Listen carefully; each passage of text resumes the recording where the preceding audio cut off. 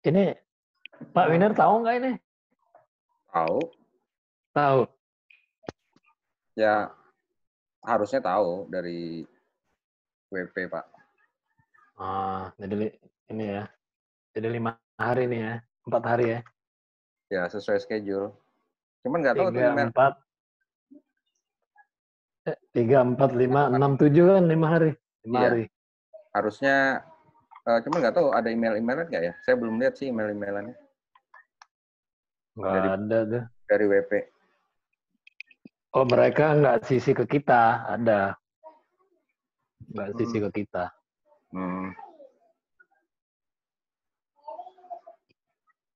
Nanti kita angkat aja nanti, Pak. Iya.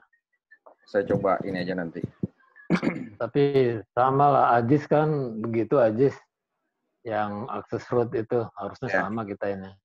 Harusnya sama.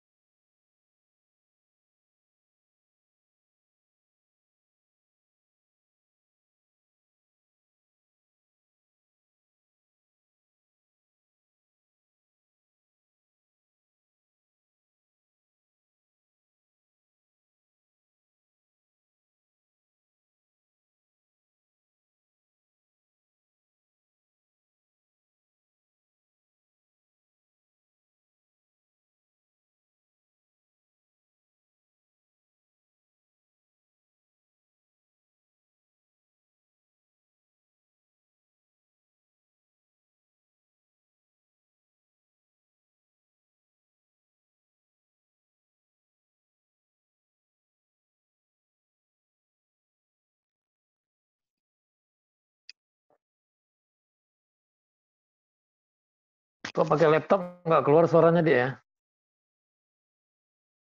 Keluar, Pak. Ini saya pakai laptop nih. Apanya ya? Halo-halo, makanya tadi ada dua, saya ada dua, satu laptop, satu HP. Yang laptop nggak ada suara. Oh gitu. Saya aman-aman aja nih. Berarti udah support itu laptopnya. Browsernya mungkin. Iya.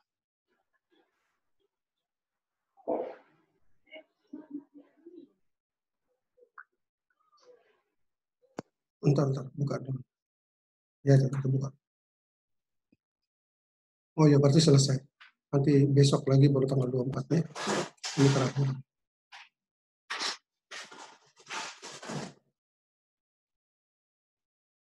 Oke. Halo. Assalamualaikum warahmatullahi wabarakatuh. Waalaikumsalam warahmatullahi wabarakatuh. Ya, selamat siang. Halo Pak Odi.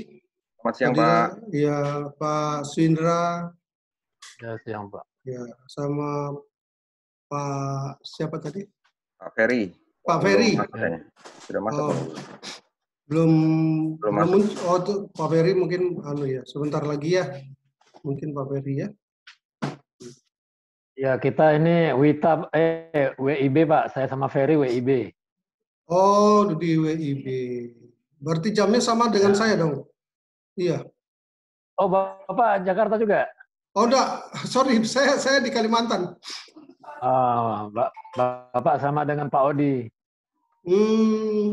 Jadi saya lupa tadi menyebutkan waktu itu jam 1 waktu Balikpapan. Oh iya, makanya tadi saya share lagi di grup apakah jam 1 Balikpapan apa jam 1 gitu. Jam 1 kalau jam 1 Jakarta di sini saya kan mulainya jam 2. Jam 1 Jakarta. Betul. Iya, saya minta maaf Pak. Saya minta maaf ini. Saya lupa. Saya kira Bapak ini satu ini apa waktunya sama. Sorry Pak. Iya, sorry mungkin banget. Mungkin Pak Ferry tapi udah saya WA. Mungkin Pak Ferry masih dikira jam 1 WIB itu. Iya, mungkin. Ini gimana nih, kita aklamasi aja. Kalau memang mau jam 1 WIB, saya nggak masalah. Karena ini kita materi terakhir, Pak. Nanti besok ada 4 materi, besok lebih padat. Ya. Kalau mau jam 1 WIB, nggak masalah. Ya, jadi Pak Ferry bisa masuk. Hah? Kayaknya udah terlanjur ini. Ya udah terlanjur duduk ya. Iya, Pak Sudah Ferry terlanjur. kita WA. Sudah di WA. Iya. Ya. Kalau saya jalan takutnya nanti tertinggal materi, Iya. nggak masalah ya. Takutnya itu aja sih. Kalau saya secara aklamasi, kalau memang Pak Ferry merasa nggak masalah ya, saya lanjut gitu maksud saya. Kalau ini kan Pak Odi sama Pak Swindra sudah oke, sudah di tempat ya, maksud saya itu. Iya. Ya sebentar Pak, mungkin Ya mungkin ya beberapa menit ke depan, ya beberapa menit kemudian bisa gabung ya Pak ya. Kalau Bapak lihat di slide, Bapak lihat slide ya? Ya. Ya Pak. Ya ini yang saya cerita waktu saya pasang gambar. Ini gambarnya waktu Kaltim PKT Kaltim 5. Jadi dia sudah expansion yang kelima. Mungkin sekarang sudah ke-7 ke-8 ya, saya nggak tahu. Perluasan maksudnya, perluasan di Kaltim 5. Jadi memang banyak sekali pipe rack yang dibangun dan ini menguras, kalau saya tidak salah, ini perusahaannya yang memasang scaffolding yang sekarang sudah lolos di CSMS itu yang saya buatkan untuk perusahaan ini, namanya Graham Mandala Sakti. Itu kalau nggak salah saya menggunakan perusahaan ini menggunakan untuk proyek ekspansi 1 juta batang, Pak. 1 juta batang scaffolding total. Ya, sekitar 1 jutaan. Ya, jadi Bapak bisa lihat di sini sampai di ketinggian 5, 6 mungkin sampai 7 meter ke atas. Bapak bisa lihat di gambar ya, dan ini risikonya memang cukup cukup tinggi Pak ya. Tapi alhamdulillah ya selama proyek ini berlangsung itu tidak terjadi orang jatuh. Tidak ada. Ya, jadi mereka ikut aturan, ikut regulasi sesuai yang dimintakan oleh PKT maupun main kontraktornya itu adalah Toyo Engineering sama IKPT. Ya, jadi 2 kontraktor ini yang sangat kuat sekali untuk mengawal perluasan daripada Kaltim 5 expansion ya, Kaltim 5 expansion. Disebut Kaltim 5 karena ekspansi yang kelima. Ya, jadi mungkin sekarang saya dengar sih mungkin kalau nggak ke-7 ke-8 perluasan itu udah berlangsung cukup lama. Ya, jadi selesai langsung lagi perluasan lagi, selesai perluasan lagi terus. Ya, seperti ini Pak. Ya. Untuk Pak Ferry, Pak Swindra enggak kelihatan ya fotonya ya.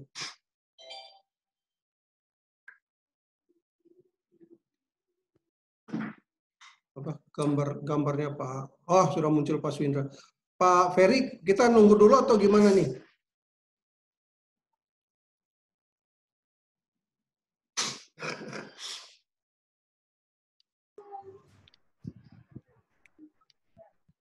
Kita tunggu aja Pak, beberapa menit ke depan. Nunggu bentar lagi aja Pak, kalau memang belum ini mungkin mulai aja Pak.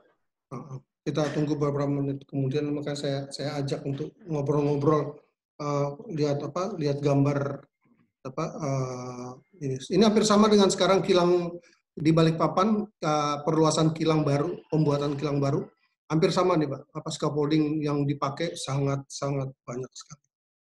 Makanya ini Graha Mandala Sakti masuk di kilang baru perluasan sebagai penyuplai dan pemasang scaffolding di seluruh area pembangunan kilang.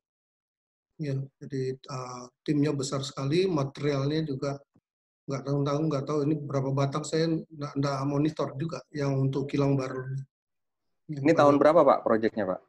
Proyeknya ini waktu perluasan ini saya di 2018 Pak, 2017-2018. Ya. Yang perluasan yang 5, tapi sekarang sudah 7. Saya dengar sih sudah ke-7 atau ke-8 gitu. Jadi sudah nambah. Jadi selain structure, dia juga ada menggunakan konkrit yang tadi saya sampaikan. Untuk pipe rack-nya itu per batang konkrit itu forecast-nya itu 11 ton beratnya. Ya, jadi ada dia menggunakan konkrit, ada menggunakan seperti ini, struktur ya, pakai I-beam, H-beam, atau ada juga seperti itu. Jadi variasi ya. Jadi mungkin tergantung dengan besaran diameter pipa yang lewat di situ. Mungkin mereka juga sudah ada engineering calculation-nya, sudah ada feasibility study-nya, sehingga mereka menentukan kalau daerah sini pakai konkret, yang sebelah sana structure, ya. Jadi pakai H-beam, I-beam, segala macam. Seperti itu. Jadi itu memang sudah ada feasibility study, kemudian engineering kalkulasinya juga sudah matang, sehingga mereka bisa menentukan bentuk daripada pipe rack. Jadi banyak sekali menggunakan pipe rack ini mereka. Banyak sekali. Ya. Pak, kemarin untuk desainnya ini, untuk submit dokumen engineering calculation yang diminta, itu mereka requirement-nya cukup dengan hasil kalkulasi secara computerized atau manual, Pak? Atau dua-duanya diminta ya, Pak ya? Dua-dua, Pak. Dua-dua. Ya, dua-dua, Pak. Nggak bisa computerized, tapi dua-dua. Manual juga ada. Dua-dua. Karena itu kan dia tergantung kondisi situasi lingkungannya, Pak ya, sikonnya ya. Kondisi itu ya. Ya termasuk medannya, areanya bagaimana. Jadi ada yang cara manual, ada yang memang computerized sudah langsung bangun gitu, Pak. Ya makanya diterjunkan IKPT yang syarat dengan sarjana-sarjana khusus ya, banyak yang sipil. Kemudian juga Toyo Engineering, ya, jadi perusahaan Jepang yang digandeng ini sama PKT Popokaltim ini, jadi Toyo Engineering, ya. Jadi mereka ada perhitungan manualnya, tapi ada juga perhitungan engineering kalkulasi, seperti itu.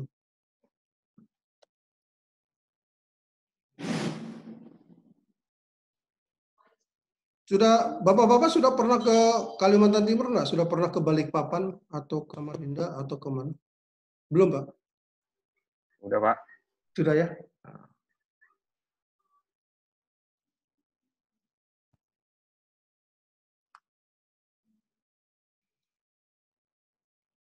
Oke, Pak. Saya bisa start aja atau gimana? Masih nunggu? Kita nunggu dulu? Start aja ya Pak Sindra ya? Atau gimana Pak?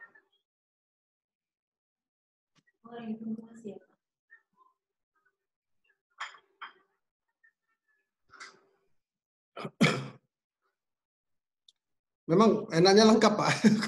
Kalau kurang satu nggak enak juga kasihan karena Pak Ferry ya. Iya Pak. Ada yang ditanyakan nggak? Iya. Terus gini Pak, sambil nunggu, kira-kira materi yang tadi saya sampaikan tuh ya, yang masalah bobot mati, bobot hidup, enviro, itu ada yang mau ditanyakan nggak Pak? Sambil nunggu Pak Ferry, siapa tahu ada yang mau ditanyakan, mau didiskusikan. Siapa tahu, ya mungkin dari Pak Suindra maupun dari Pak Odi, siapa tahu ada yang mau diskusikan. Silakan. Sambil kita nunggu Pak Ferry. Sejauh ini sih masih belum ada Pak pertanyaannya Pak. Oke. Ya, makasih kalau jadi sudah sesuai ya, refresh, diingatkan kembali, kita ingat lagi ini, kita kembali ke undang-undang, ya Pak ya. Kemudian ya, persyaratan-persyaratan apa, ya seperti ini. Ya, benar, Pak. Karena kalau kita, gimana? Sekedar sharing juga Pak. Di pekerjaan kami ini, saya, Pak Sindra dengan Pak Ferry, pekerjaannya adalah bukan main work untuk scaffolding Pak, gitu. Jadi kami pekerjaan maintenance, cuman kan kadang di suatu pekerjaan membutuhkan scaffolding. Jadi karena kami sebagai supervisor, jadi kami juga harus mengerti, kami harus certified juga gitu. Betul, Pak. Certified juga. Sehingga nanti kalau Bapak mau menyampaikan sesuatu, artinya mencegah terjadi kecelakaan, Bapak mudah ya untuk bicara ya. Benar Pak. Benar sekali itu Pak. Itu saya kira bagus sekali Pak. Jadi melihatnya kan ke depan ya. Aktivitas di depan sana nanti apa yang akan terjadi kita kan nggak tahu. Tapi kalau kita sudah certified, bisa langsung kita bisa langsung mencegah ya. Karena pencegahan itu paling penting. Jadi sebelum kecelakaan terjadi, karena Bapak tadi bilang bahwa kita memang di maintenance ya. Saya kebetulan juga orang maintenance Pak. Saya di engineering maintenance. Saya maintenance juga. Saya background saya di maintenance, tapi cuma engineering maintenance ya. Jadi memang banyak hal yang memang harus kita ketahui bahwa dia tidak sekedar bekerja di bawah, tapi peralatan bisa ada di ketinggian level yang sampai 4, 5, mungkin sampai 10 meter ya Pak ya. Seperti itu. Ya, berarti harus maintenance-nya di atas. Nah, seperti itu. Ya. Nah, ini sudah ada sinyal Pak Ferry sudah masuk ini kayaknya ya. Nah, ini mungkin Mbak Yanti bisa keluar dulu ya. Dia Pak Ferry mau masuk. Ini diisi sama Mbak Yanti ya. Oh gitu? Iya, ini sudah ada kode di sini. Ferry dia sudah masuk. Siapa namanya? Sebentar Pak. Elis, ini kenapa nggak bisa masuk Pak? Siapa Pak? Pak Ferry. Pak Ferry. Iya, ini dia bilang waiting room for this meeting. Oh, oke, sudah admit, sudah oke, admit. Sudah Pak, langsung masuk. Sudah kah? Sudah. Ya, halo Pak Ferry. Ya, halo. Ya, oke Pak. Ya, oke. Ya, makasih Pak Ferry udah bergabung. Terima kasih. Oke, saya akan menyampaikan ini materi yang terakhir untuk hari ini karena besok kita ada cukup padat ya, 4 materi. Ya. Ini hari ini awareness ya, bekerja di ketinggian, awareness. Tadi saya sudah bicara masalah kecelakaan, masalah bahaya segala macam. Tapi coba kita lihat di awareness-nya nih. Ya Pak ya? Ya. Nah, banyak orang menyebut apa WAH ya. Apa sebenarnya sih WAH atau working at height? Ya, bekerja di ketinggian. Working at height itu adalah menempatkan orang dalam resiko serius. Ya, maksudnya di sini dalam kondisi yang penuh bahaya ya, bekerja di ketinggian tidak bisa meleng, tidak bisa kita meremehkan. Kalau misalnya Pak, Bapak naik ke ketinggian berapa? 12 meter. Mana body harness? Nanti sebentar, nggak bisa seperti itu. Ini maksudnya menempatkan orang dalam resiko serius saat bekerja di ketinggian, ya Pak ya, yang dapat mengakibatkan serious injury dan kematian atau terluka bila terjatuh dari ketinggian oleh pekerjaan tersebut, aktivitasnya, ya. Karena meleng dikit, kita di ketinggian, lupa nyantol body harness, ya risikonya ya jatuh. Itu aja, jatuh dari ketinggian. Nah, ini sangat menyakitkan dan sangat high risk. Tidak ada pekerjaan dilakukan di atas 2 meter tanpa menggunakan anti-fall restoration device atau alat pelindung jatuh safety body harness atau safety harness. Nah, hazard atau bahaya lainnya yang masih akan dapat terjadi saat working at height, bekerja di ketinggian. Jadi masih ada hal-hal lain yang cukup membahayakan. Ya Pak ya, itu risiko bekerja di ketinggian. Kenapa? Ruang terbatas, terus jangkauan juga kita kadang-kadang terbatas, ya karena ketinggian. Ini sekedar contoh mengenai risk prevention. Di tahun 1930 pada saat pembangunan building Empire Building di Amerika, ginilah suasana kerja ya. Jadi ini di tahun 1930 Pak. Itu tidak ada orang mengenal yang namanya safety body harness. Bapak lihat lantainya pakai papannya juga nggak penuh ya. Jadi mengerikan kalau dengan ketinggian yang cukup tinggi ya. Empire Building itu kan tinggi sekali Pak. Ya, itu sampai ratusan meter. Nah, kemudian sering kita ketemukan di lapangan kondisi seperti ini ya di dalam slide itu tanpa body harness. Kenapa? Banyak pekerja kalau kita Pak body harnessnya enggak, ini Pak cuman sebentar aja saya mau ngambil ini. Oh enggak Pak, saya cuman mau ngencengin ini. Nah seperti itu. Banyak sekali kita temukan kondisi-kondisi seperti ini atau jawaban seperti itu di lapangan. Ya, tapi mereka lupa kalau sudah jatuh itu nanti yang disalahkan siapa? Ya, pengawas. Ya, inspektor juga kena, ya kan? Jadi yang melakukan inspeksi, yang melakukan, nah sudah tahu bahaya, Bapak kok enggak menyetop, ya kan? Enggak menghentikan maksudnya, ya Pak ya? Nah, kira-kira seperti gitu. Ini kita bicara kerja di ketinggian.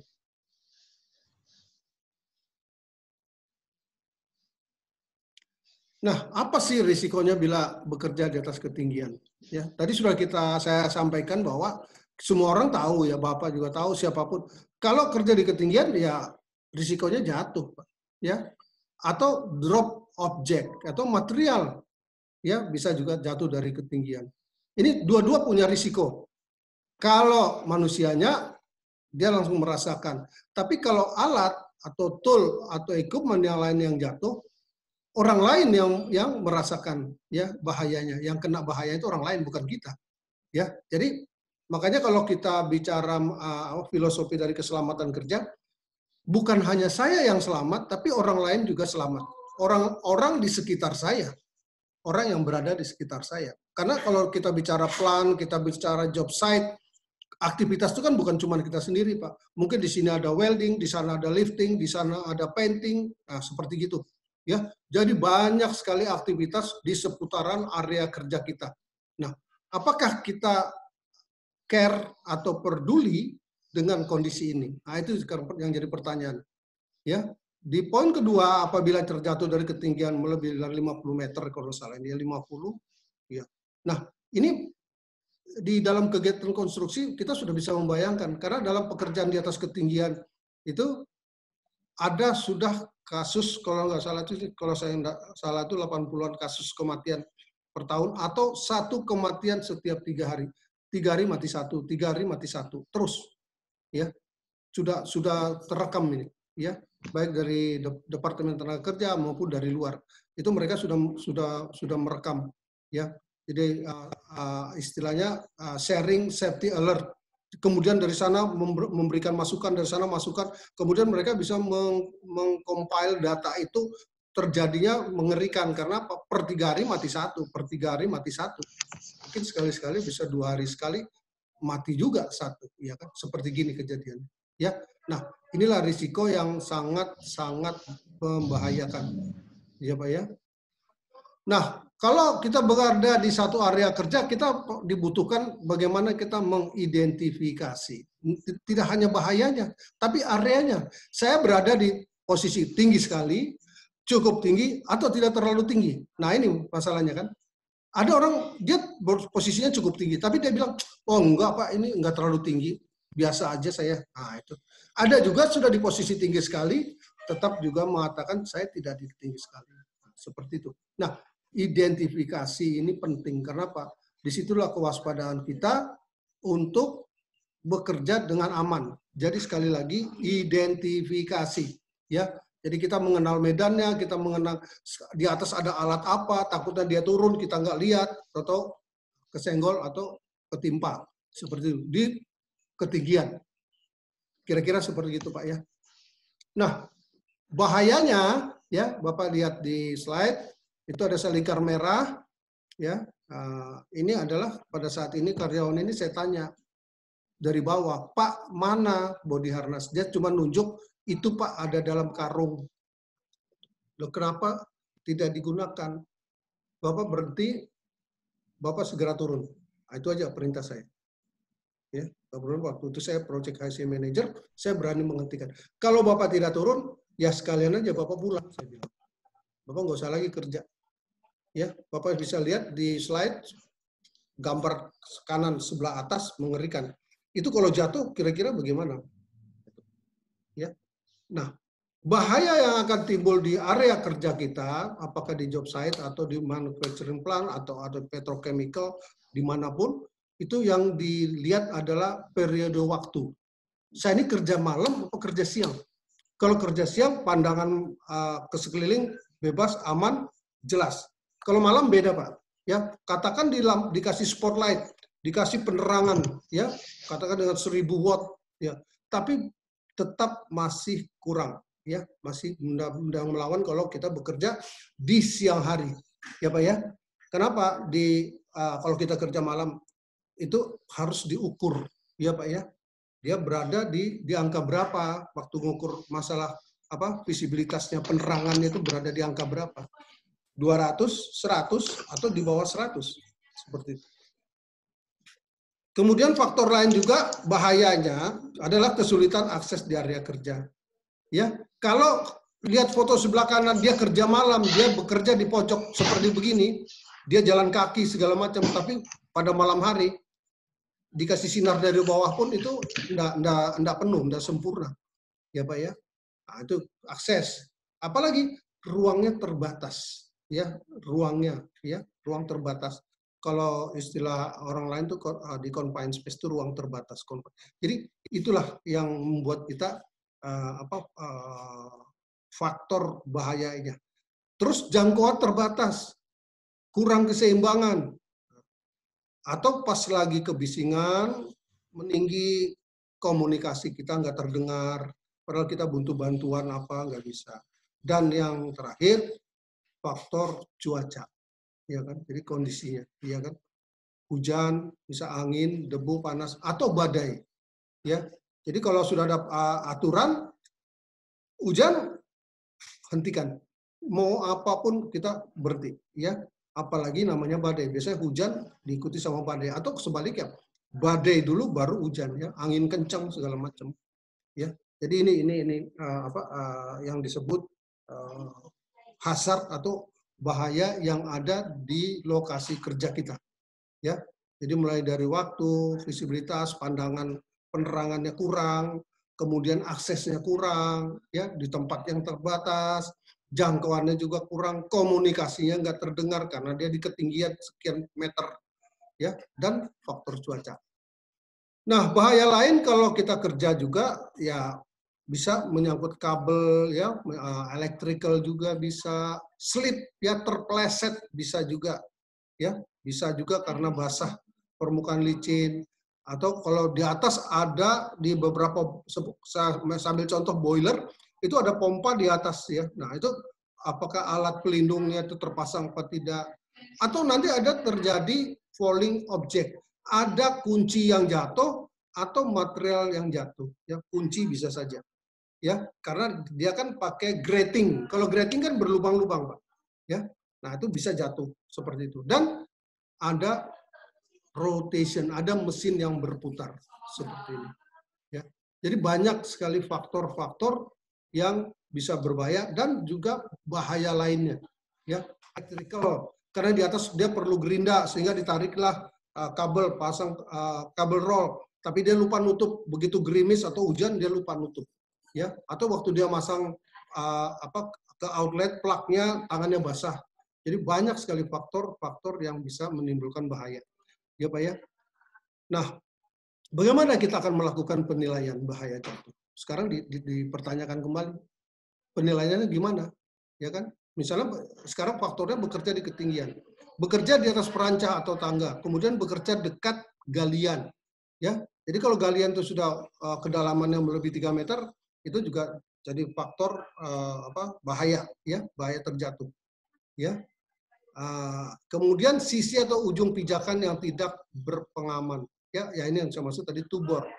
Kemudian memanjat bangunan tinggi atau menara dan lain-lain. Apakah di tempat kerja Anda ada kemungkinan jatuh? Pasti ada, ya Pak ya, pasti ada, ya. Di lantai dasar pun kenapa kita mendahulukan housekeeping, jangan ada oil spill sehingga orang bisa kepleset, ya, atau oli tumpah orang kepleset, ya, tadinya harusnya nggak jatuh, kepalanya nggak kebentur, akhirnya terbentur, ya. Jadi ini masalah penilaian bahaya jatuh. Jadi banyak faktor yang menyebabkan terjatuh. Terjatuh itu tidak hanya dari ketinggian. Kita jalan pun kalau itu ada bocoran oli atau oil atau baru cleaning, servis baru melakukan pembersihan atau dibersihkan dengan sabun, ya itu selalu bisa terpleset, ya, orang sering sekali terpleset. Kira-kira seperti gitu ya bahasa jatuh kan. Nah, bagaimana kita memahami masalah jatuh, ya, dalam training ini? Jadi paham apa yang dimaksud bekerja di ketinggian, ya, apa yang dimaksud. Kita paham. Berarti kita berada di satu lokasi risiko yang sangat berbahaya, ya. Dari naik saja, kalau kita sudah bawa benda, nah itu kita tinggal lihat saja, ya. Kita nyampe atau kita sama benda itu langsung jatuh ke bawah lagi. Nah itu. Itulah yang ditakutkan. Kemudian kita harus dapat mampu dan dapat mengidentifikasi associated hazard aktivitas working effect. Nah, saya pernah memberikan ini sekedar ilustrasi. Saya mengajar dulu saya pernah mengajar mencetak HSE officer. Nah, apa yang saya minta dari mereka? Ya ini ilustrasi saja, Pak. Yang saya minta adalah tidak hanya mereka pemahaman training itu apa, terus bagaimana peralatan segala macam, tapi yang harus dibangun dalam dirinya dia, ya si calon HSE officer atau safety officer itu adalah yang saya minta yang disebut kepekaan, yaitu sensitiveness. Ini penting dibangun, ya. Kenapa? Dari hasil tes saya, ya, aktual lapangan, ya, itu ada 10 orang, saya lepas dulu 3 orang untuk melewati satu area yang sangat sibuk, penuh high risk. Nah, dari 3 orang ini siapa yang berteriak dulu, dia menunjuk satu titik, itu berbahaya, Pak, awas, itu bahaya. Sementara yang 2 bilang, wah nggak apa-apa. Nah, di situ saya mencoba untuk memberikan latihan kepekaan, peka terhadap kondisi tidak aman. Itu yang harus dibangun khususnya untuk orang HSE. Tapi apakah Bapak-Bapak penting? Sangat penting, karena Bapak berada di posisi supervisi. Jadi kepekaan ini penting, Pak. Ada orang yang tidak peka, apa saja dia lakukan. Ya, dia lakukan. Karena apa? Dia menganggap, ya nggak apa-apa nih Pak, saya udah 20 tahun, 30 tahun saya kerja begini, atau katakan 10 tahun, nggak masalah. Tapi dia lupa, yang namanya bekerja, sesuai JSA kan di kolom 2, hazard identifikasi, mengenal bahaya. Ini yang banyak tidak digunakan. Ya, jadi bukan dia berpikir setelah eksiden, tapi berpikir sebelum kejadian. Nah ini, ya kira-kira gitu Pak. Itu ilustrasi saya. Ya, kemudian tadi kan mampu dapat mengidentifikasi, kemudian bisa mereduce atau menghilangkan, eliminasi bahaya dengan apa? Control measure. Apa yang harus dikontrol? Manusianya, pekerjaannya, atau sistemnya? Tinggal lihat, ya kan? Kalau manusianya, ya itu dibenahi dulu dong, ya kan? Karena apa? Dia belum mampu melihat bahaya yang ada di depan dia. Mereduce, mengeliminasi. Mereduce artinya meminimize. Tadi bisa serious injury, bisa ditekan jadi jangan MTC, FAC. MTC medical treatment case. Kalau FAC first aid case. Obat dikasih yodium betadine. Nah, itu berarti kita sudah mereduce. Walaupun itu tidak kita kehendaki. Jangan sampai ada satupun insiden, ya apalagi tergores seperti itu. Ya, kemudian yang terakhir adalah paham akan praktek kerja. Nah, itu yang tadi saya sampaikan awal, ada SOP, ada method statement, ada working instruction. Jadi pemahaman mengenai praktek cara kerja aman. Ya, kenapa harus diganjel? Kenapa harus di-support? Nah, itu tujuannya apa? Jadi saat dia bekerja mungkin enggak guling, kalau guling bisa jatuh, kejepit seperti itu. Jadi praktek kerja aman saat bekerja di ketinggian itu. Ya, jadi apa yang supaya dia aman di ketinggian? Yaitu body harness yang double harness tadi, naik cantol. Terus cara naik tangga bagaimana? 3 point contact. Jangan bawa material, jangan bawa barang. Itu. Ya Pak ya. Oke Pak, saya lanjut. Nah, bagaimana mata rantai penyebab kecelakaan? Coba kita lihat Pak, mata rantainya gimana? Kenapa sih kecelakaan itu terjadi? Ya. Bapak lihat sebelah kiri, 1 penyebab dasar, nomor 2 penyebab langsung, nomor 3 insiden atau kontak, nomor 4 adalah hasilnya. Ya. Dari penyebab dasar kita bisa lihat ada namanya kebijakan safety management. Kebijakan, makanya sebuah perusahaan selalu mengeluarkan company policy. Ya. Itu akan disebut mulai dari APD sampai perilaku karyawan, terus dilarang apa ini, enggak boleh bawa ini segala macamnya. Nah, kebijakan safety management itu menyangkut performance, pengawasan. Kenapa? Siapa yang mau dilihat sih, Pak? Ya, tadi saya sampaikan ada 3 yang paling atas. Ya, kalau kita mengawasi, yang kita lihat dulu kan manusianya, Pak. Kedua asetnya. Yang ketiga lingkungannya. Jadi faktor manusia ini selalu dominan untuk melakukan kekeliruan-kekeliruan di lapangan. Sudah dipandu lewat toolbox meeting, tapi begitu lepas toolbox meeting lupa, ya. Pak, jangan lupa ya kalau mau naik, Bapak kerja di mana? Saya di atas, Pak, ketinggian. Pak, body harness ya? Iya, Pak. Ya, siap. Siap. Begitu bubar, toolbox meeting, udah. Nggak digunakan. Nah, kita lihat kotak di bawah, ternyata itu menyangkut apa? Faktor manusia, ya. Ini ada faktor manusia. Ya, ini, ya. Nah, dari kebijakan safety management, performance pengawasan, faktor manusia, faktor pekerjaan, itu kita lihat keluar dua, ya. Ada praktek substandar, ada kondisi yang jadi kondisi yang tidak aman sama perilaku tidak aman. Ya, ini. Sistem ada, sistem bagus, sistem lengkap. Penyampaian sudah di toolbox meeting, mungkin di weekly meeting, sudah diingatkan, sudah. Tapi sekali lagi kembali ke substandar prakteknya. Kenapa?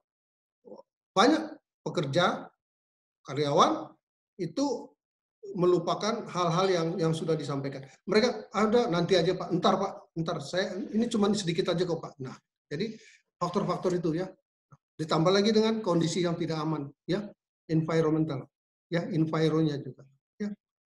Nah, setelah ini dilanggar, muncullah kecelakaan tadi, yaitu di sebelah kiri item 3 insiden, accident Pak terjadi. Mau bikin apa? Ya, ya, di sini tertulis rilis energi yang tidak terencana atau material berbahaya. Ya. Apa selanjutnya setelah insiden tadi? Yaitu terlukanya pekerja, kerusakan alat, ya, company propertiesnya luka, ya. Terus biaya, belum lagi environnya, kalau itu menyangkut tumpahan chemical, tumpahan oli, tumpahan minyak, segala macam terhambur, itu enviro kena. Nah, kira-kira seperti ini mata rantai sederhananya. Ya.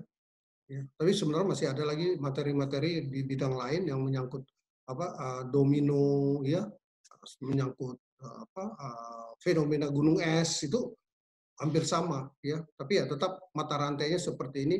Selalu faktor manusia itu penyebab yang terbanyak, 80-90% adalah unsafe act. Unsafe condition itu bisa diperhitungkan, bisa dianalisa, atau dibutuhkan engineering calculation. Ya, jangan dulu diangkat Pak, jangan dulu, jangan digerakkan, diam dulu. Mereka ngitung lagi. Ya, kira-kira seperti itu. Nah, sekarang kita bicara kalau tadi kecelakaan terjadi karena ini segala macam. Sekarang ada nggak proteksi, artinya mencegah, ya, karena mencegah itu jauh lebih baik daripada mengobati, ya. Nah, kalau kita bicara pencegahan, mencegah bahaya jatuh itu adalah konstruksi, suatu alat yang didesain itu bisa, ya, untuk mencegah. Ya, dipasang alat, dipasang alat bantunya, pengaman supaya orang nggak terjatuh. Kemudian juga dapat berupa pengaman, ya, seperti itu, agar terhindar tidak jatuh, ya. Kemudian mencegah bahaya jatuh bisa ada alat penahan, ada pagar, handrail tadi yang saya bilang, ada juga jaring pengaman. Di proyek di sini Pertamina semua kerja di ketinggian di bawah itu ada namanya jaring jala, ya, atau jaring pengaman, safety net, ya, orang ngomongnya itu di proyek di perluasan kilang baru, pembangunan kilang baru, semua menggunakan safety net, ya. Jadi mereka sudah, oh nanti gini Pak, ada body harness, mereka enggak mau. Kenapa? Tetap membutuhkan safety net. Ya. Ini, halo Pak, ini pada hilang fotonya semuanya, gambarnya. Halo? Kopi Pak. Oke. Kopi, ada Pak. Kopi, ya ada Pak ya. Nah, inilah Pak ya, jadi alat penahan jatuh, jaring pengaman, tali, rantai pembatas, sistem pengatur posisi. Jadi banyak sekali peralatan-peralatan pencegahan. Nah, itu yang disebut hazard identifikasi. Jadi kita sudah mengenal bahayanya. Nah, apa tindak lanjutnya? Ya ini. Nah, tadi 5 step tadi kan kita lakukan 5 step ya. Eliminasi, engineering, substitusi, administrasi, benteng terakhir adalah APD ya. Tapi harus dipahami APD bukan alat penyelamat, alat pelindung. APD itu bukan alat penyelamat tapi alat pelindung. Ya, Pak ya. Nah, kalau kita bicara kecelakaan ya, hal yang paling kita tidak suka itu yang mana, Pak ya? Jadi kalau akibat daripada kecelakaan, kerusakan alat, ya baik rusak berat, rusak ringan, serius, yang kecil. Ya, Bapak lihat di bawah ini ada tanda P3K, ada tongkat, ya segala macam. Nah, apakah kita nggak suka dengan kerusakan fisik cedera atau kita tidak ingin? Atau sangat serius, ya, serius injury. Kemudian atau fatality, ya, atau hilangnya jam kerja, ya, LTI, lost time incident. Kemudian ada luka serius, atau minor, atau cacat seumur hidup, dan trauma. Biasanya bersamaan. Kalau dia sudah cacat, ya biasanya langsung trauma. Ya, ya. Kalau yang sebelah kiri saya tidak ingin kerusakan fisik dan seterusnya di bawah itu terjadi, Pak. Kalau alat rusak, perusahaan masih bisa beli. Benar, Pak ya? Ya, barang yang rusak itu masih bisa mereka beli. Tapi kalau orang yang rusak gimana, Pak? Ya, katakan saya ekstrim, orang ini langsung fatality mati, ya kan? Kita kan udah punya istilah apa? Nyawa cadangan ya, nyawa apa? Spare. Saya enggak punya spare nyawa. Ya, jadi saya enggak menghendaki yang sebelah kiri ini terjadi. Ya, makanya sistem untuk mencegah ini selalu ditingkatkan. Jadi mulai dari pertemuan awal pagi di toolbox meeting, diingatkan, dicek kembali peralatannya lengkap apa tidak, JSA-nya lengkap apa tidak, sudah dipahami apa belum, dokumennya lengkap apa tidak, mulai dari PTW, permit to work, kemudian lampiran-lampiran attachment-nya semua lengkap, di-approve apa belum, seperti itu. Ya, Pak ya? Nah, itu yang paling penting saya kira itu ya. Kemudian ini akibat kecelakaan ya. Nah, tadi saya sudah menjelaskan masalah personal fault arrest system atau panahan jam ya. Tadi saya sudah di awal tadi sudah masuk materi sebentar ya. Jadi cuman ini diperjelas lagi ya. Yang namanya safety body harness ada menyangkut jangkar ya. Ini ada di D namanya D-ring. Ya, pengait body harness di belakang ini ada panah, inilah yang disebut D-ring. Ya, tapi D-ring ini tidak selama kondisinya itu aman-aman saja atau oke-oke saja, tapi dia bisa berkarat, dia juga bisa berubah, ya Pak ya. Kemudian apalagi karena dia nempel di stitches atau jahitan daripada body harness, otomatis jahitannya kita cek, ya. Jangan sampai nanti sudah dicoba, oh ini dia langsung ambil langsung pakai, langsung naik, dia tidak inspect lagi, ya. Nah ini kalau kita bicara di ketinggian, kita peralatannya ya penahan jatuh tadi, itu yang harus disiapkan. Ya, itu juga kalau kita berada di atas air seperti ini contoh saja. Ya, ini juga ya, jadi harus ekstra hati-hati. Ya, nah di sini pernah terjadi scaffolding di bawah jeti ini dibangun bagus, aman. Tapi begitu bongkar mati satu, saya lupa yang sebelah sini atau yang sebelah sini. Ini kalau lihat panah saya mainkan. Nah, ini.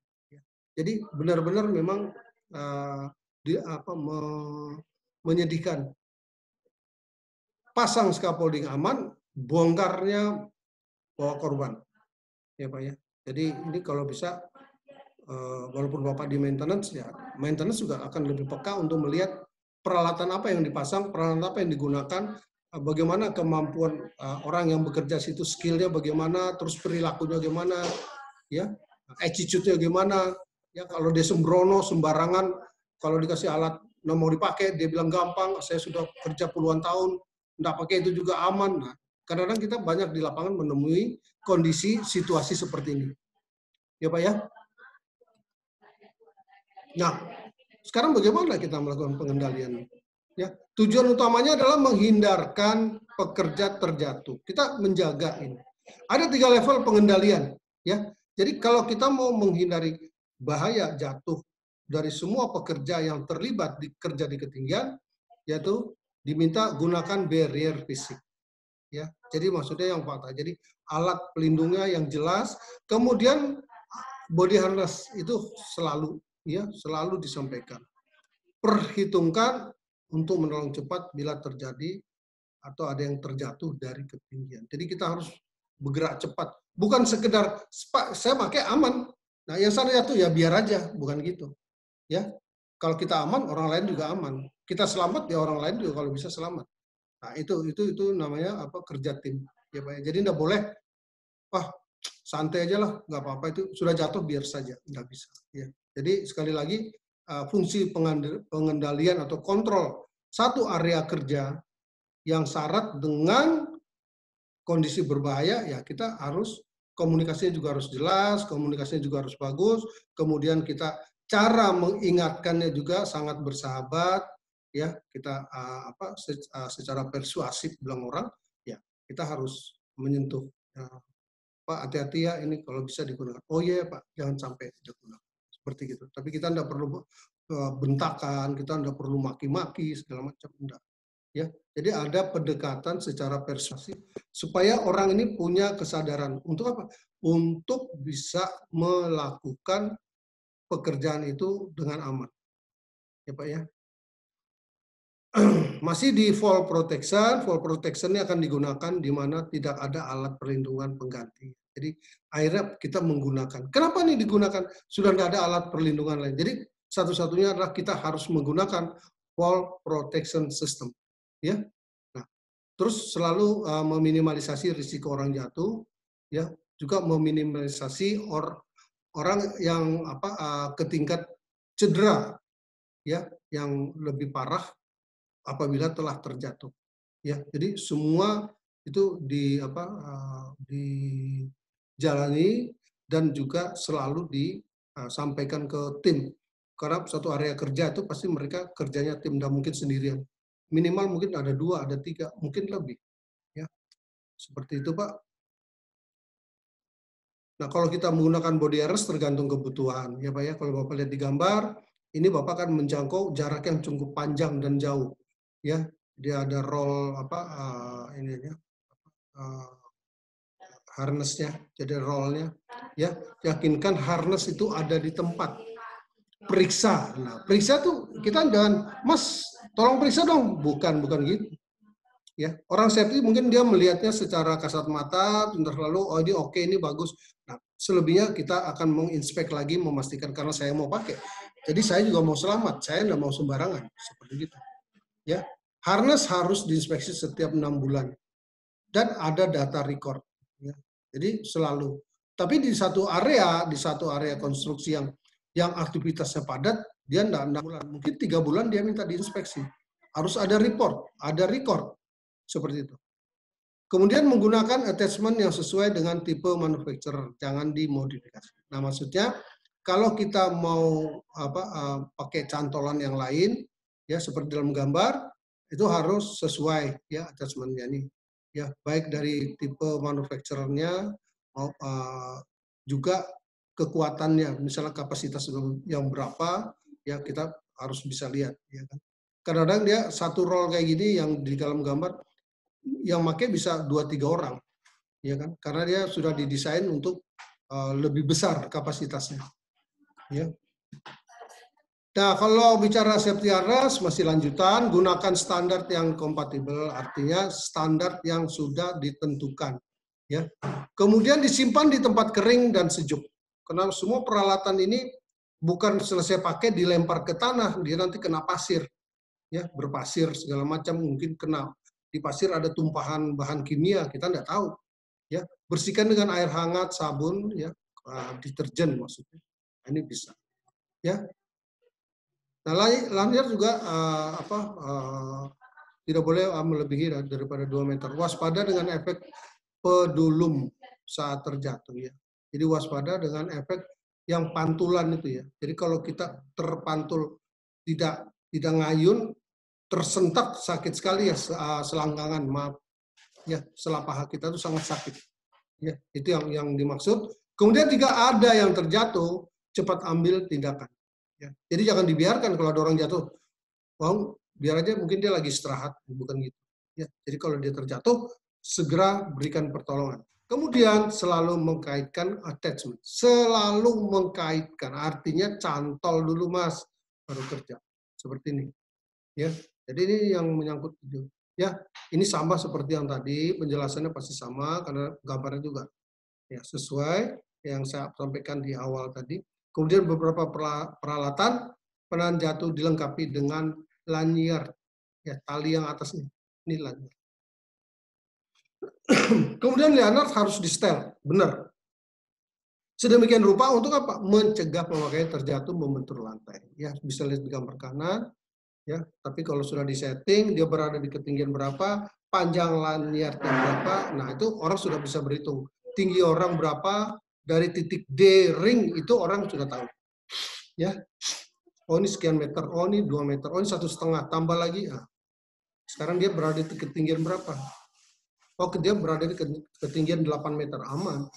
Kalau jatuh dia tergantung. Tapi dia berdiri ketinggiannya berapa? Oh, itu cuma 4 meter yang nginjak lantai. Nah, kira-kira seperti itu maksudnya, apa redaksinya. Ya, Pak ya. Kalau menyangkut penggunaan pemeriksaan itu juga menyangkut hal-hal yang harus diperhatikan dalam ada dikerjakan. Diminta kita memeriksa, Pak, apakah ada bagian yang rusak, lapuk. Ya. Kalau mereka bilang, wah ini masih baru, Pak, ya nggak apa-apa. Kita meriksa aja. Ya. Bisa kondisinya ini masih bagus, bisa kondisinya justru tidak bagus. Itu aja.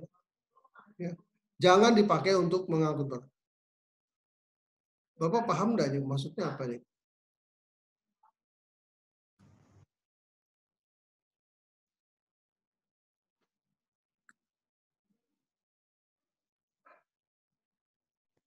Pak Tasin.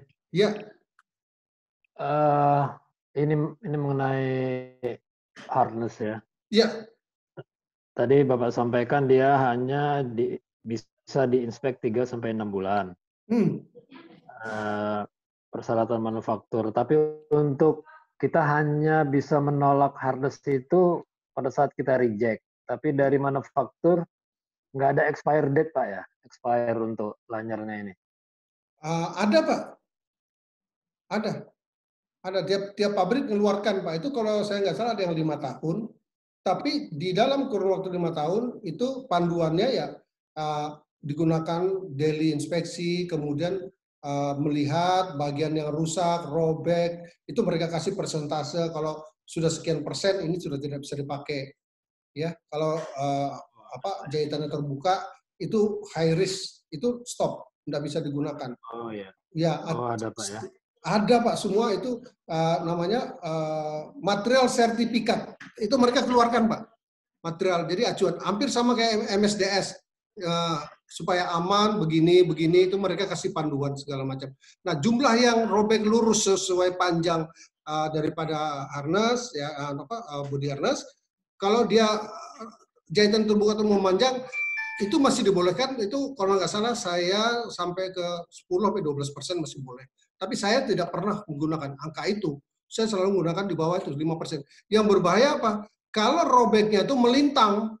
Nah ini Pak, ya bahaya yang paling ngeri itu robek ujungnya itu melintang. Kita nggak begitu memperhatikan. Sama kertas kalau dia robek dikit, kita tarik begini kan langsung robek. Nah, yang kedua yang saya takutkan itu karena pengguna si body harness itu cukup banyak dan bervariasi, dipakai painter, dipakai orang ini, dipakai sana, dipakai sini. Nah, berputarlah si body harness. Lain kalau misalnya independen tuh mekanik dia nggak mau Pak. Ya, ini mekanik ya mekanik.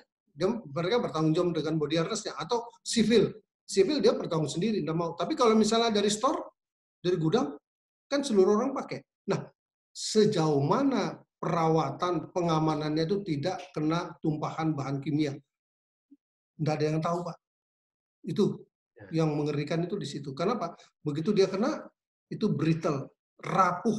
Begitu dipakai, orangnya kepleset langsung putus ya, waktu naik tangga kepleset. Itu pernah terjadi Pak, saya ngalamin itu. Anak buah saya, untung Mas, nah ini kembali lagi Pak, untung dia kepleset, baru tahu bahwa body harness-nya itu saya cium, ternyata memang ada bahan kimianya. Nah ini Pak, akhirnya Pak, kita mulai ketat di dalam penggunaan, selesai pakai jangan dilempar ke tanah atau ditaruh sembarangan. Kita siapkan cantolan Pak, ya, yang sifatnya mobile. Jadi ada tiang yang memang kita taruhkan di beberapa lokasi. Kalau dia jauh, dia malas ke store, sudah cukup gantung di situ. Yang penting jangan taruh di tanah, tidak ditaruh di tanah atau di lantai maksud saya. Nah, gitu Pak. Ya, tapi jadi pabrik mengeluarkan juga aturan. Ya, terus jangka waktu terlama digunakan, dia sudah expire, itu dalam waktu 5 tahun, udah mau masih bagus kayak mau enggak itu sudah nggak layak. Kita enggak mau pakai itu, seperti gitu. Betul. Satu lagi Pak. Silakan. Tadi juga ada di slide ini tertulis lanyar harus di setel sedemikian rupa. Nah itu di setel by manufaktur atau kita Pak? Nah sebenarnya manufaktur. Makanya kalau di dalam hal pemesanan di purchasing kita harus. Nah, jadi mulainya dari lapangan, Pak. Ini akan digunakan di ketinggian berapa? Ya. Jadi kita yang memberi info ke purchasing, ya, di ketinggian berapa sehingga nanti itu kita pesannya itu panjang lanyardnya itu maksimum berapa yang kita minta, seperti gitu. Ya, Pak ya? Itu yang paling penting. Kemudian ini absorbernya, shock absorbernya juga sudah punya. Itu kan dia memanjang, Pak. Nah, memanjangnya shock absorber itu juga tergantung dengan ketinggian maksimum kita bekerja. Jadi kaki kita ini akan menginjak di lantai itu pada ketinggian berapa? 5 meter, 5,5, 6 meter, 6,5. Itu kita sampaikan. Supaya nanti shock absorber itu kan di setel, katakan dia memanjangnya 2 meter, katakan begitu. Sisanya 3 meter. Berarti kita masih tergantung. Ya kan Pak ya? Iya, betul. Nah, kira-kira seperti itu. Jadi itu nanti di pemesanan, purchasing. Jadi purchasing ini akan mendapatkan spek yang sangat-sangat jelas dari usernya, yaitu mana? Orang HSE. Orang HSE tergantung pengguna. Dia kerja di ketinggian. Ini untuk siapa? Untuk painter. Nah, kalau painter yang paling rendah dia berapa meter? Yang tertinggi berapa meter? Kalau paling tinggi nggak masalah. Tapi yang terendah, jangan sampai dia jatuh kakinya nyentuh tanah atau lantai seperti itu. Ya Pak ya? Oke Pak. Itu yang paling penting. Oke Pak? Tadi saya sudah sampaikan proteksi segala macam pengamanan, dan sini ada gambarnya simple. Di semua lokasi kerja di ketinggian pasti ada namanya handrail, ya, pagar pengaman, pagar pembatas, ya Pak ya. Tapi tidak sedikit orang kadang-kadang pagar pengaman ini dianggap hal yang ya biasa-biasa saja atau dianggap tidak terlalu penting atau gimana ya. Nah, kenapa kita harus memasang two-board?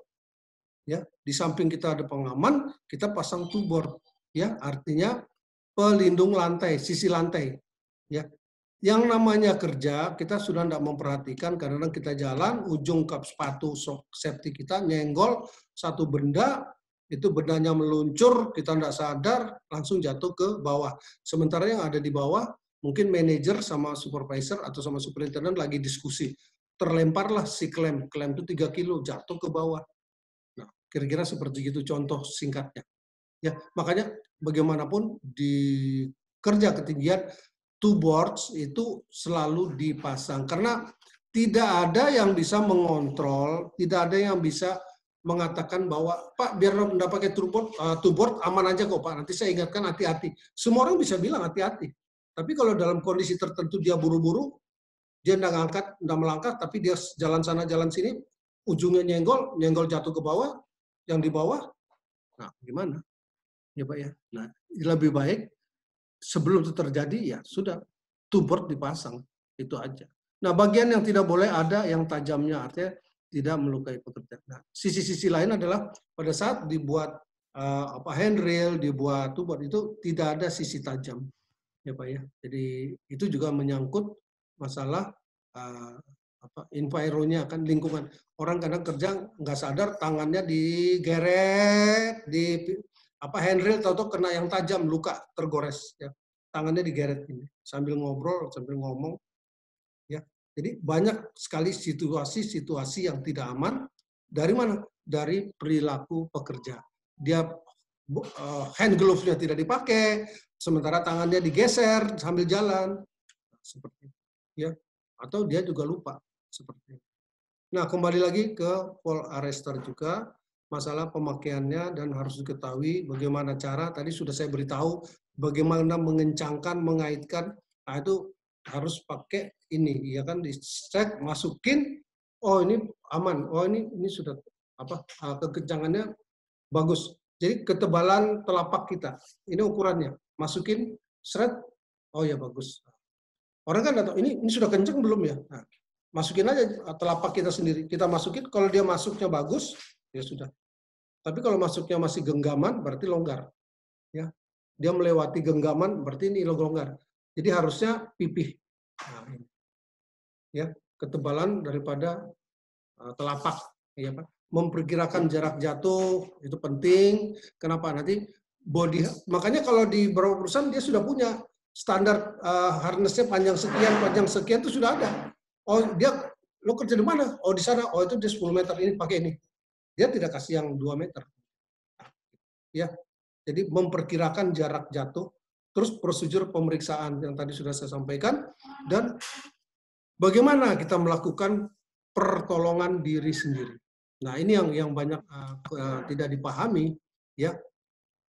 Yang dimaksud dengan prosedur pertolongan diri sendiri ini adalah, yaitu kembali lagi kita di preparation system kita.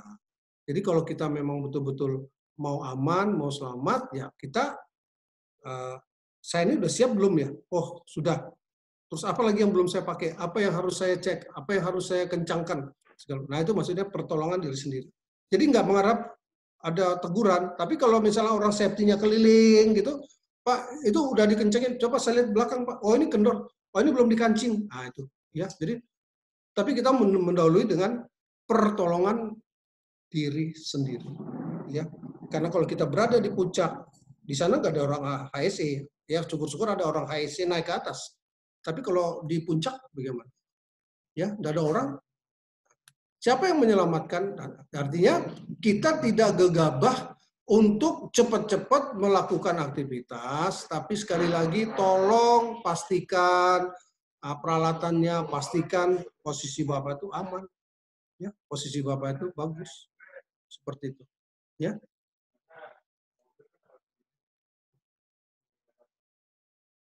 Barrier, ya, barrier pembatas fisik. Nah ini yang tadi saya sebut, diulang lagi, floor edge protection itu adalah to board, ya. Mbak Yanti, sorry, Mbak Yanti, minta tolong pintu bisa, suara luar masuk.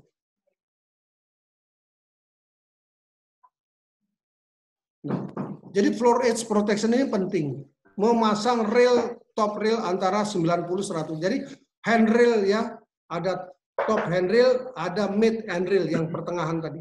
Ya Pak ya, ini penting. Kenapa? Nah, ini harus ada to board. Bapak lihat di gambar sebelah kanan, semua to boardnya ada ya. Jadi apa? Pelindung lantai, sisi lantai maksudnya di area kerja. Kemudian kalau kita bicara fisik yang lain, itu kalau orang naik ke tangki juga ada, lengkapi dengan lembar baja grating, ya, dilengkapi dengan alat fall protection, disiapkan working platform. Biasanya kalau naik tangga, stop sebentar, ya, jeda, ada lantai, harus berdiri sebentar, nanti naik lagi, stop lagi, naik lagi, stop, seperti gitu. Ya, jadi tidak tangga terus sampai di atas baru ada, enggak. Selalu dibuat alat pengaman. Kenapa? Orang bisa saja letih, naik, stop dulu, ya kan? Nah, ngaso bilang orang 5 menit, kayak 2 menit, kayak 3 menit, tarik napas dulu yang enak, baru naik lagi, baru stop lagi, naik lagi, stop. Nah, sehingga kalau tangki dibuatlah melingkar, ya. Tangki itu melingkar, ya. Dia naik, dia melingkar. Nah, situ ada platform, stop dulu, nanti naik lagi, dia setengah melingkar gitu ya, mengelilingi body daripada tangki. Ya, sama ini juga namanya barrier. Ya, sama. Nah, bagaimana dengan penilaian safety line-nya? Kita akan bicara kalau safety line itu toolbox. Tadi saya ulang terus ini, Pak. Toolbox ini penting. Toolbox meeting sebelum ada aktivitas pekerjaan di ketinggian. Di toolbox meeting ini banyak hal yang disampaikan. Ya, mulai dari permit, Bapak lihat sebelah kanan. Gitu ya. Jadi, familiarisasi atau membiasakan JSA. Nah, ini Pak. Ya. Untuk apa? Untuk hazard identifikasinya. Siapa yang mengisi kolom sebelah kiri job sequence? Supervisor and team. Artinya supervisor bersama grup kerja. Ya, situ ada electrical, ada mechanical, ada instrumen, katakan ada civil. Dibuatlah JSA. Ya, supaya apa? Masing-masing akan memahami. Apa yang dipahami? Bahaya. Kenapa? Supervisor sudah tahu. Langkah pertama begini, langkah kedua naik, langkah ketiga setting, langkah keempat potong. Itu. Ya, itu gunanya JSA. Nanti setiap langkah akan dilihat di kolom kedua, bahayanya apa? Oh, bahayanya ini apa? Cedera, terpotong. Ini bahayanya apa? Oh, ini nanti terpercik. Nah, ya, jadi banyak kali ya. Nah, di sini disebut lagi permit to work. Jadi izin kerja itu dipersiapkan biasanya 1-2 hari sebelumnya sudah dibuat, sehingga itu akan beredar untuk mendapatkan approval, tanda tangan. Setelah seluruh dokumen lengkap, pada saat itu beredar, pasti di-approve. Kenapa? JSA-nya sudah ada, SOP juga ada, BI-nya ada. Apalagi mau dilengkapi dengan method statement, tambah mantap, tambah bagus, tambah lengkap. Ya.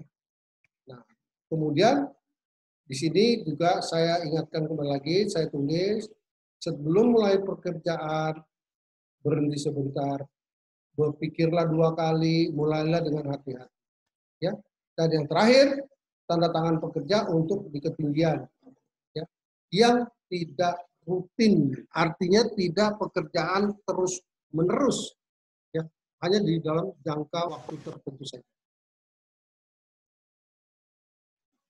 Bagaimana dengan pertimbangan lain? Sebelum saya lanjut di pertimbangan lain, ada pertanyaan Pak Odi, Pak Swindra maupun belum Pak ada, Ferry. Pak Ferry, cukup Pak ya? Cukup jelas Pak. ya? Copy, Pak. Oke, saya lanjut. Pertimbangan lainnya apa Pak? Pertimbangan apa? Apapun yang dibawa naik akan dibawa turun, betul nggak Pak? Ya. Jadi kalau alat apa saja yang kita bawa naik, tapi nanti itu pekerjaan di atas selesai pasti dibawa turun. Ya. Itu menyangkut apa? Semua tool, equipment ya yang digunakan di atas harus diamankan ya selalu diamankan. Kenapa? Hati-hati dengan orang yang ada di bawahnya. Itu Pak. Ya. Kadang-kadang kita ya maaf ngomong saya teledor Pak. Dibawa ke atas nggak jatuh. Begitu mulai bawa turun berjatuhanlah toolnya. Ya, mungkin martilnya terlempar ke bawah, chiselnya, pahatnya, apa segala macam. Ya, ini peringatan. Artinya masuk di pertimbangan lain. Pekerjaannya lancar, Bapak sudah body harness jadi cantol, Bapak harus hati-hati. Begitu mau turun, lupa. Kenapa? Menurunkan alat kalau bisa Bapak punya karung, masukin di karung, diikat, ya minta tambang dari bawah, set, sudah turunkan dengan tambang. Bapak turun tangan kosong. Turun tangan kosong. Kenapa? Semua peralatan itu sudah ada di bawah. Ya Pak ya. Kalau kecil-kecil minta ember. Ya, ember plastik diikat, turunkan. Itu. Ya Pak ya. Nah, kemudian yang paling terakhir adalah review pekerjaan yang harus diselesaikan. Apakah sudah diperiksa semua di bawah naik dengan alat yang di bawah itu? Kira-kira seperti itu. Ya. Jadi di sini intinya harus ada yang namanya check and recheck. Ya, dipastikan lagi. Make sure lagi bahwa benar-benar peralatan yang tadi saya bawa ke atas sudah saya bawa turun semua. Sudah aman. Seperti itu. Ya. Ada juga orang mau potong kompas shortcut. Mas, minggir. Dia lempar satu-satu, Pak. Dia lempar. Awas, saya lempar. Ini adalah perilaku yang kurang bagus. Ya, kurang bagus. Tapi banyak dilakukan di lapangan. Kenapa? Mereka mau cepat. Itu yang saya bilang shortcut. Shortcut itu paling jelek. Kenapa? Iya kalau orang di bawah itu betul-betul benar. Tahu-tahu lagi lempar, ada satu orang lewat, dia nggak tahu. Ya, tahu-tahu nancap di kepala. Ya, saya nggak kasih lihat foto ya, ada. Ya palu Pak, palunya itu yang ada pencabut pakunya itu nempel di sini. Masih nempel, jadi ada fotonya. Ya. Nempel di kepala. Ya Pak ya. Nah, kita kembali ke tangga, ya. Tadi saya bicara tangga nempel, tangga yang miring, yang dengan rasio 1:4. Sekarang bagaimana dengan tangga portable yang bentuk V, ya? Tangga portable yang bentuk V. Tidak digunakan sebagai walk platform. Banyak orang menggunakan tangga begini tuh jadi platform. Kenapa? Dia pasang 2 di atas baru dia kasih papan. Nah, begini baru dia kasih papan. Nah, itu namanya menggunakan sebagai walk platform. Artinya landasan kerja. Nggak boleh, karena itu tangga, dia bukan landasan kerja. Ya, itu sekali lagi perlakuan itu saya sebut shortcut, potong kompas. Nah, harus terbuka penuh. Kenapa? Dia ada cantolan pengaman. Buka full, baru cantol. Tuh, ya Pak ya. Terus hanya ada satu orang yang menggunakan. Berdiri tidak lebih dari 3 step ladder dari lantai. Jadi nggak boleh kita berdiri di atas, kalau dia bentuk V gini kan, berdiri di atas puncaknya, enggak boleh. Paling dia turun 2 anak tangga atau 3 anak tangga. Gunakan 3 titik tumpu. Ya tadi saya bilang, ya Pak ya, 3 point contact. Sekali lagi 3 point contact. Ya Pak ya. Nah, kalau yang extension bagaimana? Kan ada tangga Pak. Dia double, sering ditarik, lock, nah langsung nyantol. Dia ditarik, lock, dua-dua. Dia ada 2 kan kiri kanan. Nah, kalau bicara extension ladder, harus diposisikan di lantai datar dulu, yang bersih. Bapak sudah disapu, dibersihkan, ya. Dia seimbang posisinya, permukaannya non-slip. Kemudian top laddernya harus diamankan, ya. Maksudnya ini supaya pada saat nanti ditarik, itu dia tidak saling mengganggu. Jadi top laddernya tetap, ini baru ditarik, cekrek, langsung kunci, Pak. Ya, jadi ada yang ininya. Kiri kanan, 2 cantolannya akan mengunci. Fall arrester system juga harus digunakan. Jadi selama bekerja menggunakan tangga portable ini yang dimaksud, yang namanya body harness itu tetap. Body harness tetap digunakan. Ya Pak ya. Nah, kita masuk di perancah. Ya, kita sudah masuk di area perancah. Perancah scaffolding adalah konstruksi sementara yang tadi sudah saya sampaikan di awal. Ya, untuk landasan tempat kerja. Perancah tidak dapat dibuat dengan benar, mempunyai potensi bahaya roboh, ya segala macam. Tadi sudah dijelaskan juga. Ya, jenis perancah yang penopang single pole scaffolding, penopang independen yang sering saya sampaikan tadi dengan contoh-contohnya, ya pembuatannya dia ada sisi transom, ada sisi ledger, ada bracing. Perancah dengan penahan suspended scaffolding. Perancah dengan penahan tekanan, spur scaffolding, perancah dengan cantilever tergantung. Ya, kalau ini yang penahanan maupun suspended, ini semua yang saya lakukan di Kaltim 5 expansion. Ya, jadi ada namanya suspended scaffolding, ada yang namanya spur. Ya, penahan tekanan, jadi beban berat itu dia bisa. Ya, desainnya juga ada. Ya. Ini contoh simpel aja, kita lihat. Ya, mengenai sambungan, jenis kemiringannya ada 2. Ini kan safety fitting, ya, dalam tension manner. Kalau ini compression, ya, atau dia ada tekanan yang benar-benar berat. Kalau ini yang masalah tension, ya, masalah tarikan atau kalau yang sebelah kiri kan pressure, tekanan, ya, kompresi manner. Jadi yang atas ini bisa jadi lantai kerja, ini juga bisa jadi lantai kerja. Hanya saja ada perbedaan, yang ini dia masalah tensionnya. Kalau ini masalah bobot, yang sebelah kiri bobot. Nah, ini beberapa contoh gambar single pole scaffold. Ya, Bapak bisa lihat sebelah kiri, kemudian juga ada yang tipe independent. Ya, independent ini itu kiri kanan, dia ada transom, dia ada ledger, seperti itu. Ya, Pak, ya. Beda sama yang sebelah kiri, gambar sebelah kiri, beda. Kemudian ini beberapa jenis perancah dari scaffoldingnya juga kelihatan, ya. Seperti ini. Kemudian ini juga ada jenis perancah scaffolding yang digunakan tipe tergantung, ya, hang, ya, scaffolding sebelah kiri ini pandangan depan, ini pandangan samping. Jadi kalau orang kerja di bangunan, ya ini yang dipakai. Kemudian ada bird cage, ya, sarang burung scaffolding. Bisa digunakan di satu area yang memang tidak perlu dia berpindah-pindah, tapi pekerjaannya lama. Ini akan menggunakan bird cage type, tapi dia kerjanya cukup lama, ya kan? Dan juga bobot berat, harus diturunkan, pasang lagi ke atas, jadi berada di lantai atas. Seperti itu. Nah, ini ada juga beberapa contoh suspended tadi yang saya katakan. Nah, ini suspended. Ya, Pak, ya. Kemudian ada juga yang spur. Nah, spur ini dia ditahan, ya, ada cantilevernya, ini cantilever nahan. Kemudian ada yang ya, cantilever type, ini cantilever, ini spur. Ya, ada di luar, dikasih support, Pak, kasih bracing. Bawahnya dikasih bracing.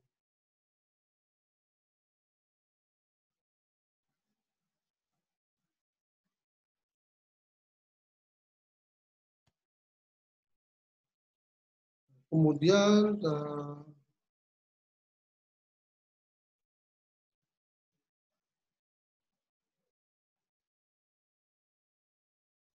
mencegah scaffolding kemungkinan roboh. Kemungkinan bahaya roboh perancah dapat dicegah dengan memperhatikan hal berikut, ya. Rancang bangun, desain daripada scaffolding, ya.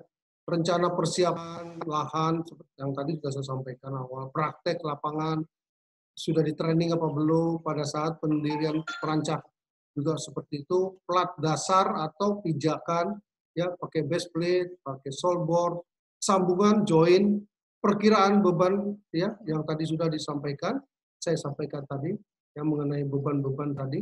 Kemudian prosedur apa? Inspeksi dan perawatan. Kalau kita bicara mengenai kemungkinan roboh, itu satu yang paling penting adalah pengawasan jalan naik masuk ke perancah. Itu yang paling penting. Ya. Kemudian juga harus dijaga jumlah orang yang naik, ya, ke perancah.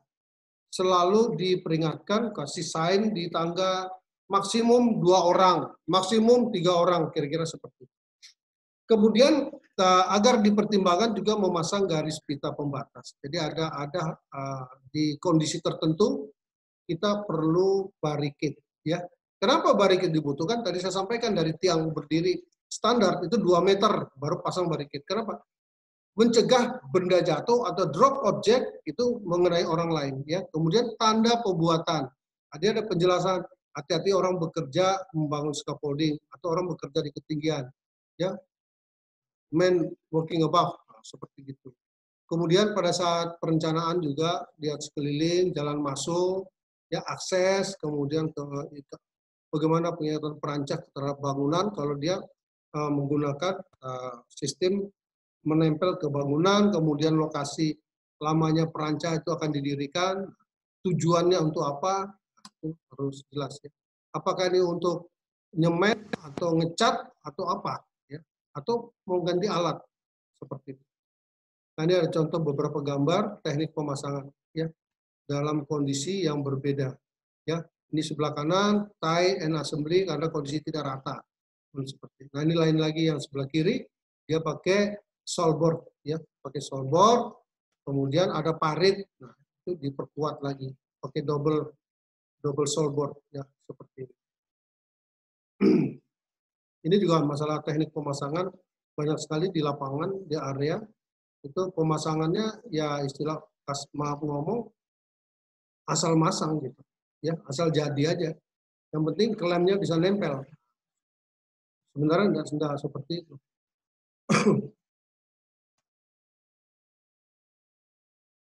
Nah, ini juga ada klem yang berkarat, ya, karatan.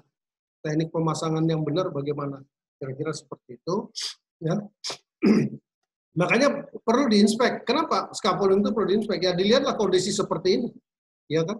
Nah, seorang inspektor sangat jeli akan melihat kondisi seperti ini, dia langsung request kalau mau dipakai stop dulu, diganti dulu, ya buka klaim lama yang karatan.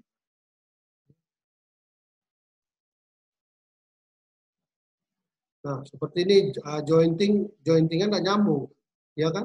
Ini sambungannya di sini, join sambungan sebelah kiri, jadi nggak nyambung, ya. Ini juga harus hati.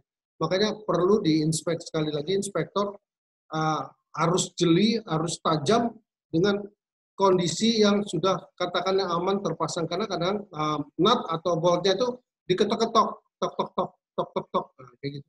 Ya, orang kepingin tahu ini kencang apa enggak.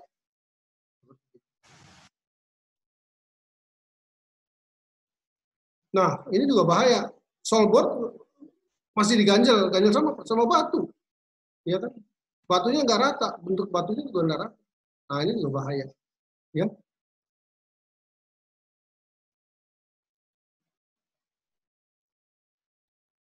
Nah, ini juga masih yang pemasangan dulu, tidak pakai asiba, metal plank, dia pakai papan, tapi transomnya ini antara dua ini dipakai kayu, nggak boleh, ini harusnya pipa, ya pipa scaffolding yang pendek, ini nggak boleh ini, ya seperti ini Pak, kayak ini kita juga nggak menginginkan, ya. Kalau dia terjadi sambungannya begini, kita harus pasang double transom, ya satu lagi di sini. Kenapa? Kalau ini dia bergerak tergeser, masih ditahan lagi satu di sini. Jadi ada dua berdampingan gitu, ya dia berdampingan. Jadi kalau nanti dia lepas, masih ada yang nahan satunya. Ya, kenapa dia perlu transom dua?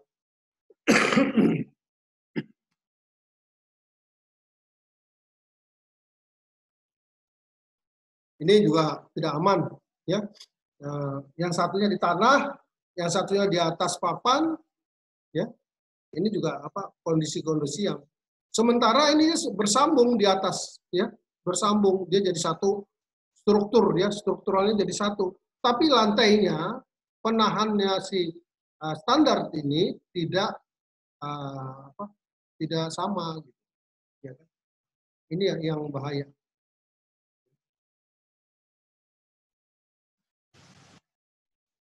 Mencegah scaffolding roboh, ya tadi keamanan penggunaan ini sudah tadi.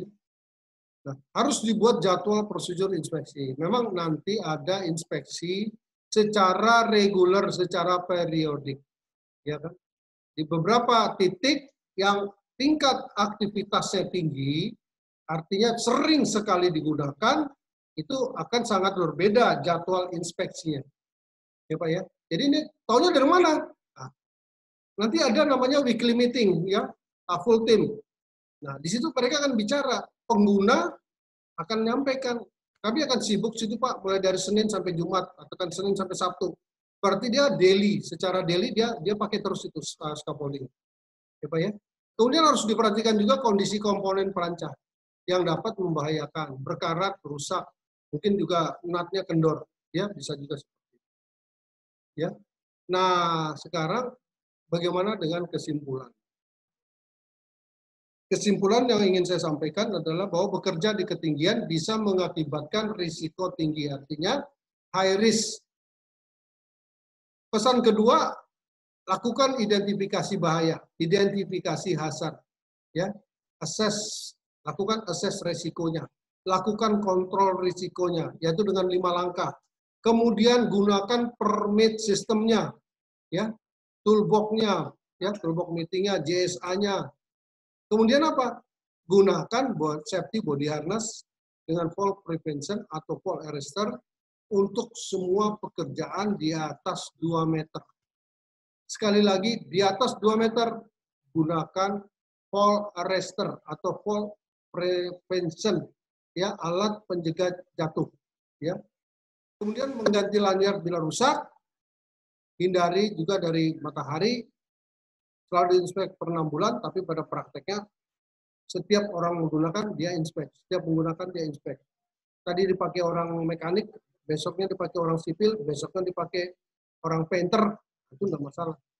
Ya, artinya semua sama-sama menjaga.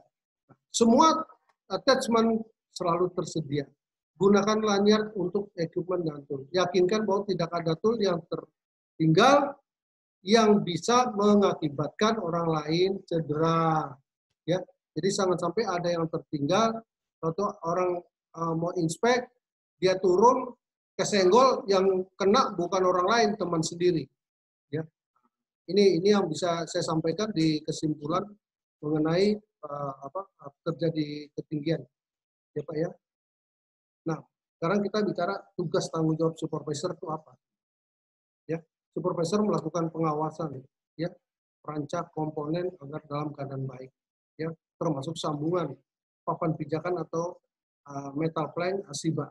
Kemudian dilarang naik ke perancang bagi orang yang tidak berkepentingan. Kita juga bisa di tangga naik, kita kasih peringatan itu sign namanya kan, ya. Jadi sign itu harus mewakili hal-hal yang membahayakan, mewakili juga orang tidak berlebihan untuk naik ke atas scaffolding, ya Pak ya. Oke, saya kira mungkin itu yang bisa saya sampaikan sampai sore hari ini.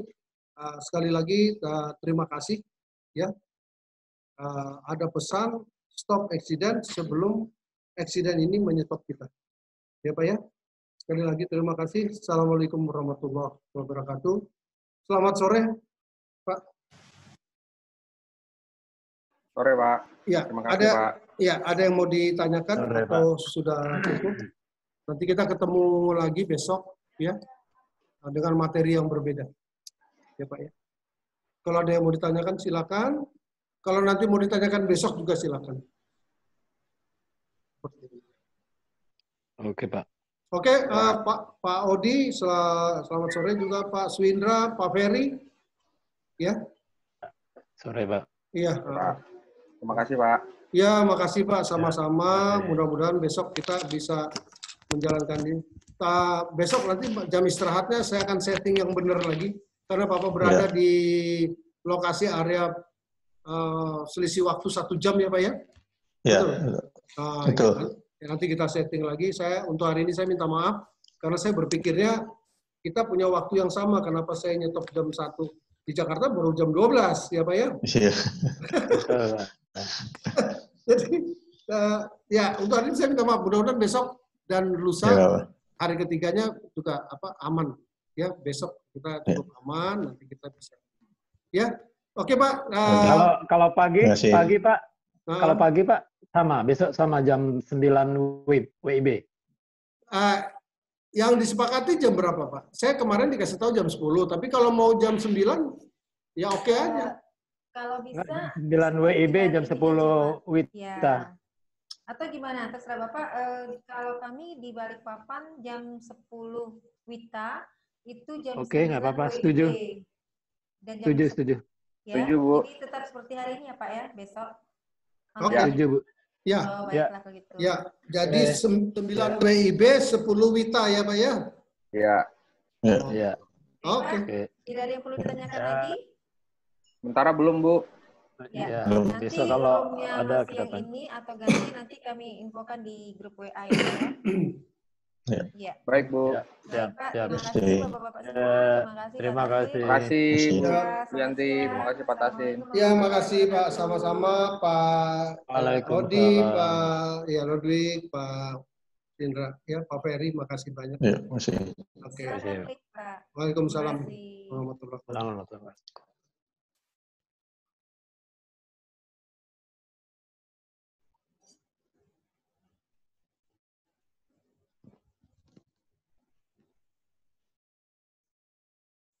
Bapak sih. Kenapa sih?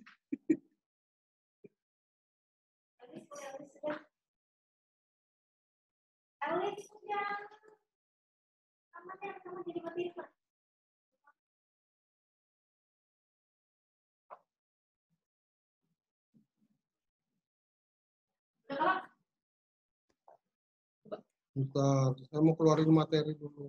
Enggak, bentar aja dulu Pak. Nanti terekam Bapak lagi ngapain. Iya, dimatikan dulu hidupnya. Nanti Bapak. Nanti kerekam. Iya.